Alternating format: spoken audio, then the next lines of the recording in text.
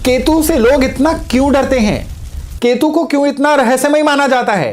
क्यों केतु को अध्यात्म से जोड़ के देखा जाता है? क्यों केतु का समय जब जीवन में एक्टिवेट होता है यह एकदम से जीवन की दिशा दशा बदल देता है? केतु के बारे में कुछ ऐसी जानकारियां जो आज तक या तो लोगों से छिपाई गई थी या किसी कारण से आपको पता ही नहीं थी, आज हम वो जानकारियां डिस्कस करने वाले हैं। और ये जानकारियां इसलिए आपके लिए सहायक रहेंगी क्योंकि इनसे आपको चेन ऑफ इवेंट्स पता चलेंगी कि आपके जीवन में जो पास्ट में घटित हो चुका है उनमें से कौन कौन सी चीजें केतु की वजह से हुई थी जो आज तक आपको समझ ही नहीं आई थी। और जब भी आपके जीवन में केतु गोचर में किसी एक स्पेशल पोजीशन पे आएंगे, कौन सी स्पेशल पोजीशन है इसी वीडियो में बताऊंगा, जब भी किसी स्पेशल पोजीशन पे आएंगे आपके जीवन में कौन से घटनाक्रम हो सकते हैं और उनसे बचना कैसे है। और साथ ही साथ में केतु की अंतरदशा या महादशा जब भी चलती है तो आपको किन चीजों से सावधान रहना है। नमस्कार, मेरा नाम है योगेश शर्मा, स्वागत है आपका happy life with Yogesh Sharma में। और दोस्तों, इस वीडियो में आगे बढ़ने से पहले एक विनम्र निवेदन कि अगर अभी तक आपने अपने इस चैनल को सब्सक्राइब नहीं किया है ना तो कृपया सब्सक्राइब जरूर करिए और बेल बटन दबाना बिल्कुल मत भूलिएगा। केतु जो प्लेनेट है ना, इसको क्यों रहस्यमय प्लेनेट बोला जाता है? केतु प्लेनेट को क्यों अध्यात्म से, स्पिरिचुअलिज्म से जोड़ के देखा जाता है? क्यों केतु को मोक्षकारक कहा जाता है? लेकिन उसी समय पे जब इतने अच्छे अच्छे वर्ड्स इसके साथ जुड़े हुए हैं, केतु की जब भी दशा आती है या केतु जब भी बर्थ चार्ट में एक स्पेशल पोजीशन पे आते हैं, यहां जीवन में बड़ी पेन आ जाती है। तब एकदम से इंसान जो है ब्लॉक सा हो जाता है, सफोकेटेड हो जाता है, उसके हाथ से गलत फैसले होने शुरू हो जाते हैं। क्यों ऐसा होता है? इसके लिए आपको केतु को एक नए पर्सपेक्टिव में, नए संदर्भ में जानना बहुत ज्यादा जरूरी है। केतु प्लैनेट जो है ना, इसको मैंने आपकी ईज के लिए, केतु के अंग्रेजी में वर्ड क्या है? KETU। तो आपको के से, ई से, टी से और यू से ये जब चार मीनिंग समझ आ जाएंगे ना तो आपको पता चल जाएगा कि ये जो केतु हैं आपके जीवन में क्या घटित करवाते हैं, इसकी एनर्जी असल में है क्या, और जो एनर्जी इसकी छिपी हुई एनर्जी कही जाती है उसका रहस्य क्या है। केतु में जो के होते हैं ना उसको हम कहते हैं कार्मिक कनेक्शन, यानी कि पिछले जन्मों के संचित कर्म। केतु एक इस तरह का कैरियर है, केतु एक इस तरह की बॉडी है जो आपके जो संचित कर्म है ना उनको डिकोड करना सिखाती है। तभी केतु को जो है ये मोक्ष का कारक कहा गया है। मोक्ष कब मिलता है? मोक्ष तब मिलता है जब इंसान अपने सारी देनदारियों से छूट जाता है। जितने भी पुराने जीवन के कर्जे आप साथ में लेके आए हुए हैं ना, जितने भी आपके पेंडिंग कर्मास हैं, ये सारे कर्मास जो है ना केतु के में छिपे हुए हैं। यानी जब भी केतु आपके बर्थ चार्ट में स्पेशल पोजीशन पे आएगा ना, तीसरी बार मैं ये स्पेशल पोजीशन वर्ड यूज कर रहा हूं, चलो बता ही देता हूं कि ये स्पेशल पोजीशंस क्या होती हैं। जब भी केतु आपके जीवन में बर्थ चार्ट में आपके लग्न से छठे घर में गोचर करेगा, आठवें घर में गोचर करेगा और 12वें घर में गोचर करेगा, तब ये स्पेशल पोजीशन कही गई है केतु की। तो चलिए इन स्पेशल पोजीशन के बाद वापस हम अपने पॉइंट पे आते हैं, यानी केतु को डिकोड कैसे किया जाए। स्पेशल पोजीशन के अलावा केतु का बहुत महत्वपूर्ण हिस्सा होता है केतु की दशा या केतु की अंतरदशा। केतु की जो महादशा होती है ये 7 साल की होती है, और ये जो केतु के 7 साल होते हैं ना, जिसके भी जीवन में आ जाते हैं, ये उसके जीवन का टर्न अराउंड टाइम हो जाते हैं। उस समय में इंसान को ये केतु के KETU इन चारों शब्दों के जो भी फुल फॉर्म है उनके पूरे के पूरे नतीजे मिलते हैं। इवन केतु की अंतरदशा में भी ये चीजें छोटी हद तक जीवन में फील होती हैं। अब यहां पे हम आगे बढ़ते हैं कि के से जो कार्मिक कनेक्शन था, ई से क्या है? ई से केतु आता है एनलाइटमेंट, यानी केतु पहले आपको कर्मों के द्वारा पुराने संचित कर्म चुकाने में मदद करता है। केतु का जब भी फेज आता है ना, इंसान को चाहे जीवन में कोई घाटा पड़ जाए, चाहे जीवन में कोई डिस्प्लेसमेंट हो जाए, केतु डिटैचमेंट और डिस्प्लेसमेंट का भी कारक है। तभी कहते हैं ना कि जिसके लग्न में केतु होता है उसके पैदा होने के 3-5 साल के भीतर उसकी रहने वाली जगह भी चेंज होती है। इसका मतलब होता है कि केतु एक्टिवेट हो चुके हैं। लेकिन at the same time Ketu जो है डिस्प्लेसमेंट के अलावा डिटैचमेंट के भी कारक हैं। जिस भाव में भी केतु होते हैं ना, उस भाव के प्रति इंसान को किसी ना किसी तरह की डिटैचमेंट जरूर होती है। अब डिटैचमेंट का मतलब खाली चीजों से हाथ धोना नहीं है। डिटैचमेंट का मतलब है पुरानी किसी एक चीज का खत्म होना और एक नई चीज की शुरुआत होना। तो यहां पे जो केतु के ई है ये एनलाइटमेंट है, वो ज्ञान है जो केतु दरअसल लेके आना चाहता है। तभी लाल किताब में भी केतु को बृहस्पति का चेला बोला गया है, क्यों? जो बृहस्पति का ज्ञान है, केतु प्रैक्टिकल वे से आपको सिखाते हैं। बृहस्पति जो है वो जीवन के एक्सपीरियंस से भी सिखाते हैं, सीखने से भी सिखाते हैं, लेकिन केतु जो है ये कड़वी गोली देके आपको एनलाइटमेंट देते हैं। तो केतु का जब भी फेज आपके जीवन में आएगा ना, तब कुछ ऐसी अप्रिय घटनाएं होंगी जिनके लिए आप तैयार नहीं थे। केतु है रहस्यमय प्लैनेट, एक बंद बक्सा है।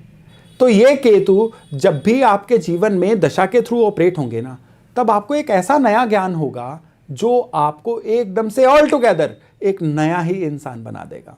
अपने जीवन को दो हिस्सों में बांट लीजिए, केतु की दशा से पहले और केतु की दशा के बाद।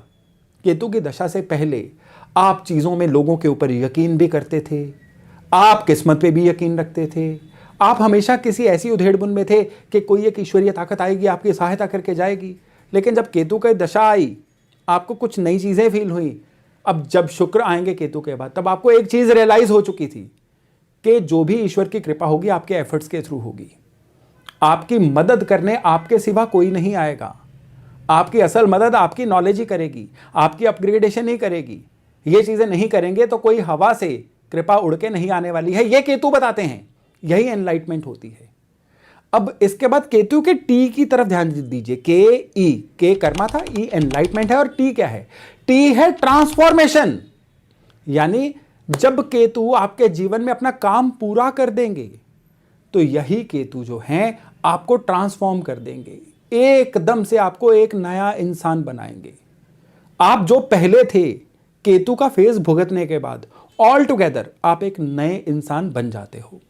एक कहावत है कि करीबन हर 5 साल बाद जो हमारी चॉइसेस होती हैं वो चेंज हो जाती हैं। जो कपड़े हमें पसंद होते हैं 5 साल बाद वो चॉइसेस चेंज हो जाती हैं। जो खाना पीना हमें पसंद होता है करीबन 5 साल बाद वो भी चेंज हो जाता है।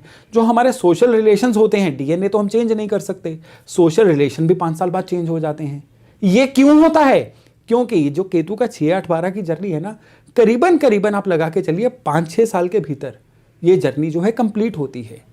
तभी किसी ना किसी एस्पेक्ट से 5 साल बाद यही केतु जो हैं ये आपको ट्रांसफॉर्म करते हैं।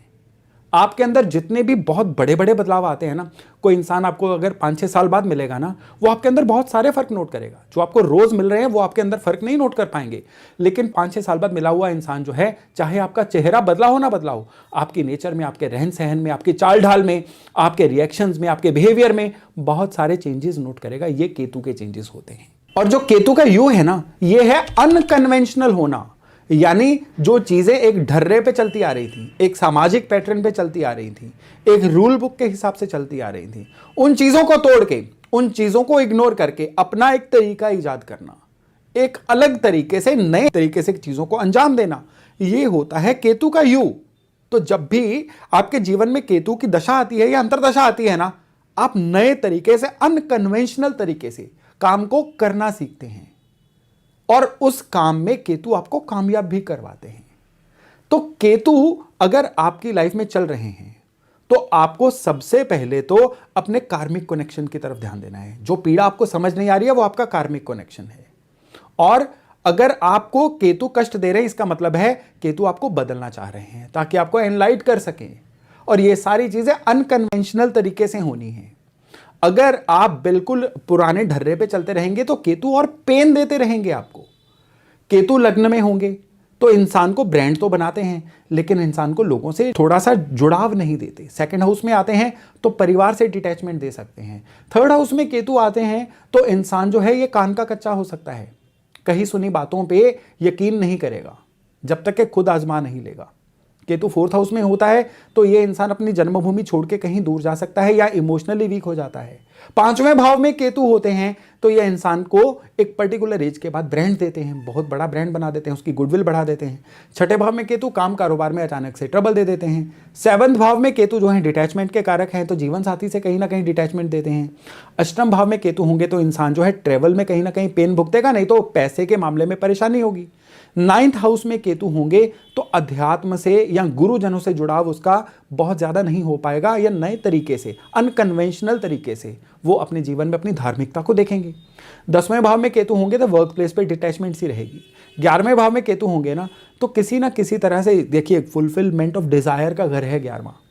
यहां पे केतु रहेंगे तो ऐसा इंसान जो है किसी ना किसी तरह से अनकन्वेंशनल तरीके से साम दाम दंड भेद से अपने फुलफिलमेंट ऑफ डिजायर करेगा। और 12वें भाव में केतु होंगे तो नॉर्मली देखा गया है कि विदेशी भूमि से किसी ना किसी तरह से ऐसी डिटैचमेंट होती है कि इंसान वहां पे चलता चलाया कैरियर भी छोड़ के वापस अपने जन्मभूमि की तरफ आने की सोच लेता है। तो केतु के 12 घरों के जो फल हैं उसके लिए मेरा अलग से वीडियो है, उसको जरूर रेफर करिएगा।